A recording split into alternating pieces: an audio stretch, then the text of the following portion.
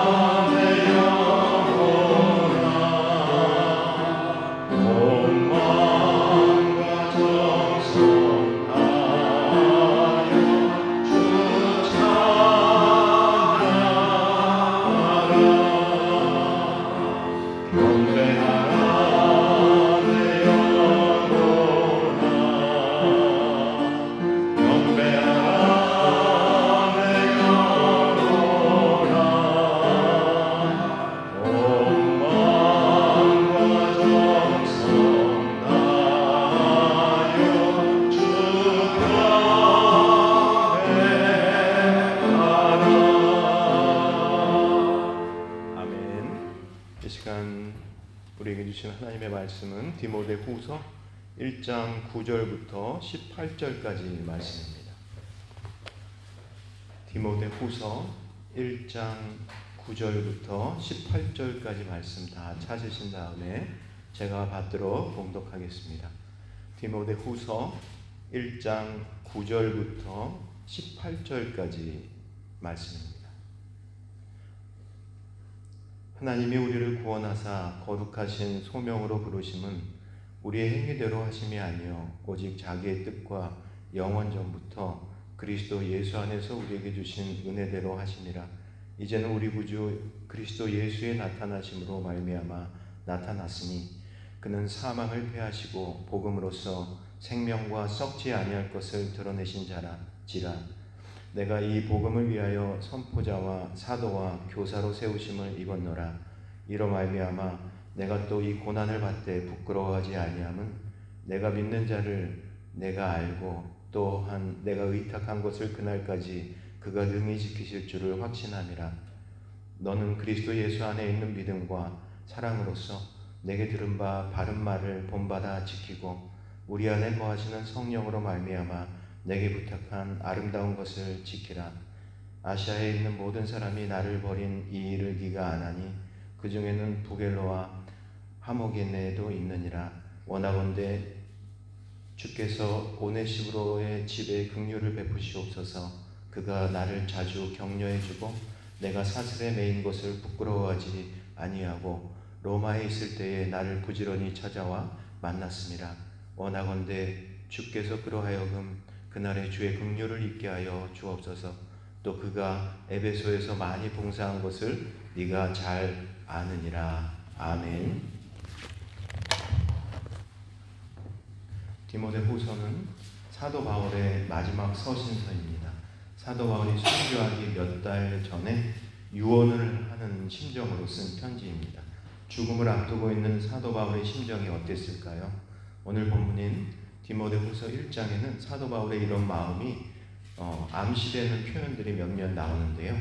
디모데에게 보내는 이 편지 글에서 눈에 띄는 몇 가지가 단어가 있습니다. 첫 번째는 7절에 나오는 두려워하는 마음입니다. 두려워하는 마음은 하나님이 우리에게 주신 마음이 아니라고 말씀하고 있습니다. 무엇을 두려워하는 마음입니까? 죽음을 두려워하는 마음이고 고난을 두려워하는 마음입니다. 그리고 나서 8절에 보시면요, 주를 위하여 갇힌 자 된 나를 부끄러워하지 말고 오직 하나님의 능력을 따라 복음과 함께 고난을 받으라고 권면하고 있습니다.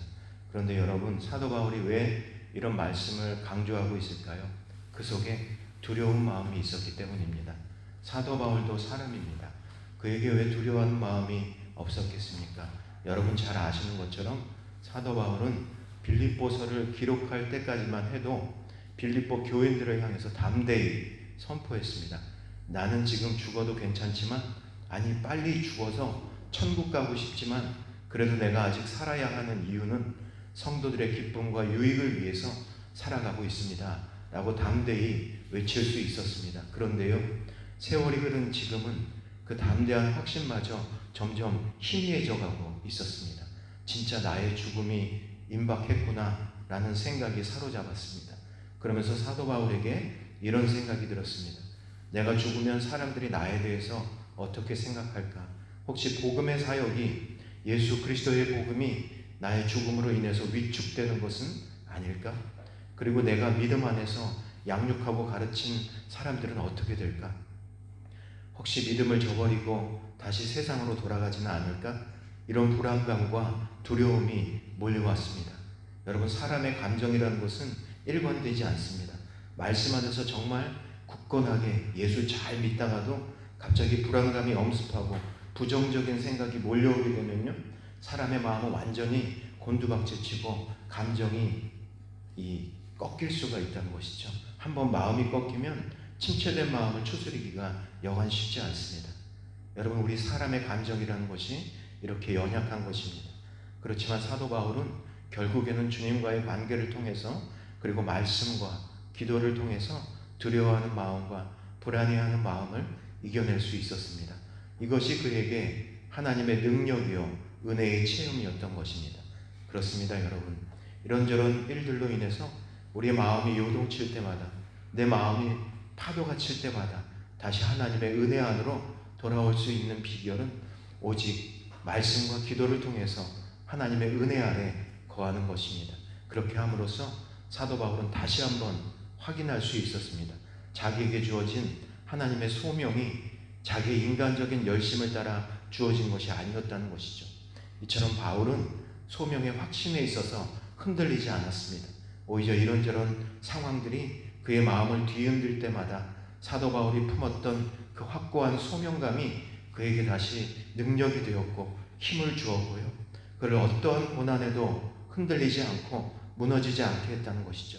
여러분 아시는 것처럼 사도 바울은 이방인들을 구원하시는 하나님의 도구로 사용되는 것, 이방인들의 땅에서 하나님의 주 예수 그리스도의 교회를 세우는 것, 그래서 그것을 위해서 당하는 모든 핍박과 환난을 이겨내는 것을 하나님께서 은혜 가운데 주신 자신의 사명으로 굳게 확신하고 믿었습니다.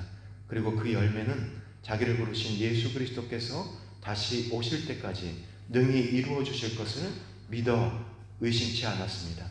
바로 그것이 그의 믿음이 흔들리지 않게 그를 붙잡아 주었던 것이죠.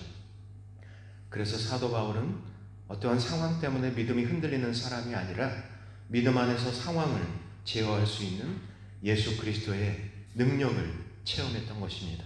그렇습니다, 여러분. 믿음이라는 것은요, 흔들리는 상황을 변화시키는 것이 아니라 어떠한 상황에서도 요동하지 않는 믿음을 소유하는 것입니다. 그리고 이를 위해서는 나를 부르신 주님의 소명을 확신하는 것이 반드시 필요하다는 것입니다. 이와 같은 소명의 확신이 우리 모두에게 임할 수 있기를 간절히 원합니다. 아직 안 끝났습니다. 여러분, 주님 보시기에 정말 아름다운 것은요, 성전의 크기도 아니고 성도의 숫자도 아닙니다. 정말 주님 보시기에 아름답고 올바른 신앙은 주님의 말씀 안에서 진실하고 선한 믿음입니다. 우리의 그 믿음이 흔들리지 않기 위해서는 어떠한 상황이나 우리의 감정에 맞춘 신앙이 아니라 오늘 본문이 말씀하고 있는 것처럼 오직 하나님의 말씀에 근거하고 주님의 소명에 근거한 믿음이라는 것입니다. 여러분, 이것이 바로 주님을 온전히 믿는 사람들의 믿음의 능력이라는 것입니다. 이 같은 은혜가 우리 모두에게 임할 수 있기를 주님의 이름으로 축원합니다. 함께 기도하겠습니다. 하나님 아버지, 감사합니다.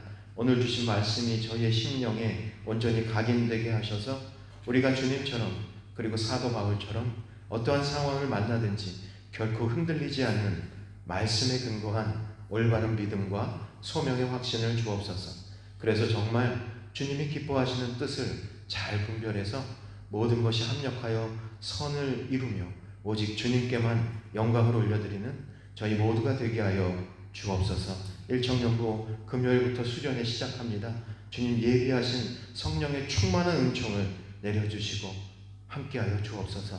주님 환우들과 함께하여 주시고 오늘도 주님 앞에 나와 간절히 기도하는 성도님들 모든 기도와 간구를 주님의 뜻 안에서 응답해 주시기를 간절히 원하오며 우리 주 예수 그리스도의 이름으로 기도하옵나이다. 아멘. 하늘에 계신 우리 아버지, 아버지의 이름을 거룩하게 하시며 아버지의 나라가 오게 하시며 아버지의 뜻이 하늘에서와 같이 땅에서도 이루어지게 하소서.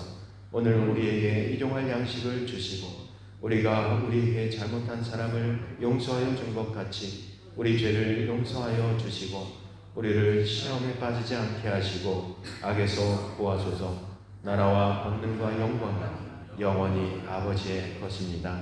아멘.